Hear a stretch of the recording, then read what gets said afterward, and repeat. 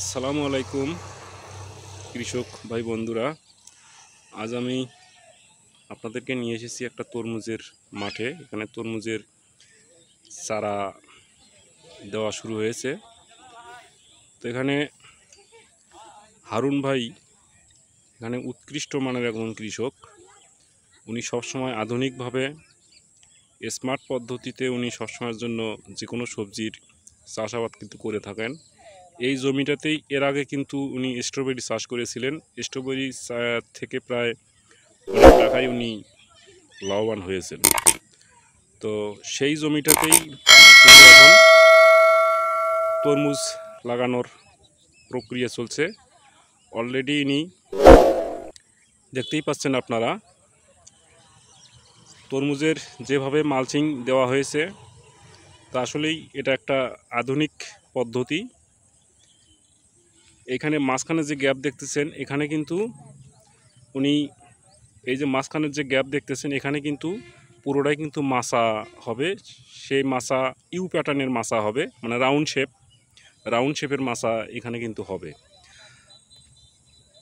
এই যে মাঝখানে যে জায়গাটুকু দেখছেন এখানে কিন্তু রাস্তা হবে, বরাবরই এটা রাস্তা থাকবে। এটা এখানে কোনো মাচা হবে না।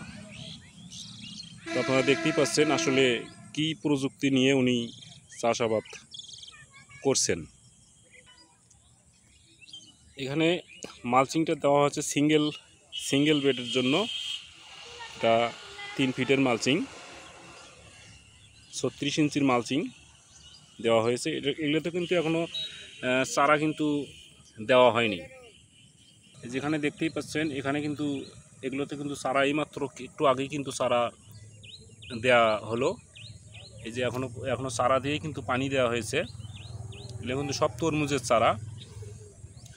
আর চারা লাগানোর এবং বীজ দেওয়ার উপযুক্ত সময়ই কিন্তু এই সময়টা, বিকেলবেলা একটু ঠান্ডা পড়লেই কিন্তু চারা বা বীজ দিতে হয়। তাহলে রাত্রে যেহেতু তাপমাত্রা ঠান্ডা থাকে, একটু কম থাকে, এটা তাপমাত্রা সহনশীল হয়ে যায়,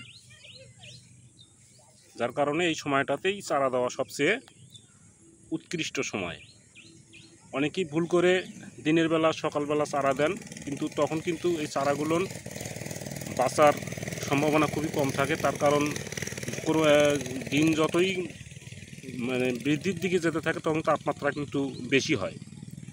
আর শীতের সময় আবার উল্টোটা করতে হয়, শীতের সময় আবার চারা দিতে হয় সকালবেলা। আর এই গ্রীষ্মকালে তো গরমের সময়, অর্থাৎ চারা দিতে হয় বিকেলবেলা। দেখতেই পাচ্ছেন এখানে হারুন ভাই চারা দিচ্ছে এবং চারাগুলো কীভাবে করছে সেটাও আমি আপনাদেরকে দেখাবো। দেখতেই পাচ্ছেন এই হলো চারা, কোকোপিট দিয়ে সিডলিং ট্রেতে করা হয়েছে। এগুলো চারার বয়স। হারুন ভাই, চারার বয়স কয়দিন এগুলার? 25 দিন হবে। 25 দিনের চারা।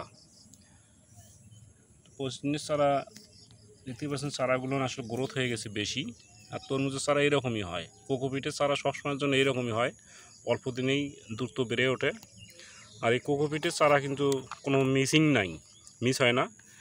আর গাছ যেটাই লাগানো যায় সেটাই কিন্তু হয়ে যায়।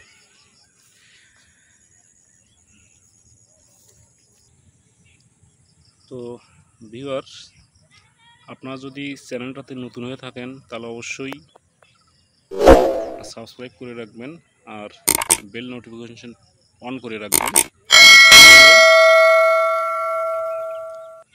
যে কোনো নতুন ভিডিও নোটিফিকেশন আপনাদের কাছে সবার আগে চলে যাবে। তো আমি যেটা বলতে চাচ্ছিলাম, এখানে একটা চারা দেওয়া আছে, এখানে একটা চারা দেওয়া আছে। এখানকার মাঝখানের গ্যাপ কিন্তু আপনার 15 ইঞ্চি, এক হাতেরও একটু কম দেওয়া আছে।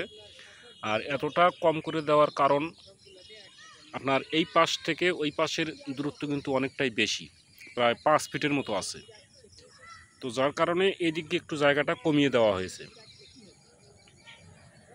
আর এই যে পাশে দেখতেতে পারেন এখানে কিন্তু প্রায় অনেকখানি গ্যাপ, প্রায় 10 ফিটের মতো।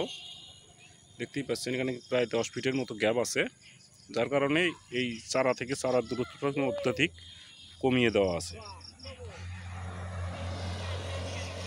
তো আপনারা চাইলে এরকম করে তরমুজ লাগাতে পারেন। তো আশা করি আপনারা বুঝতেই পারছেন। তো আপনাদেরকে অসংখ্য ধন্যবাদ জানিয়ে আমি এখানেই শেষ করছি, পরবর্তী কোনো ভিডিও নিয়ে। ওকে, আসসালামু আলাইকুম।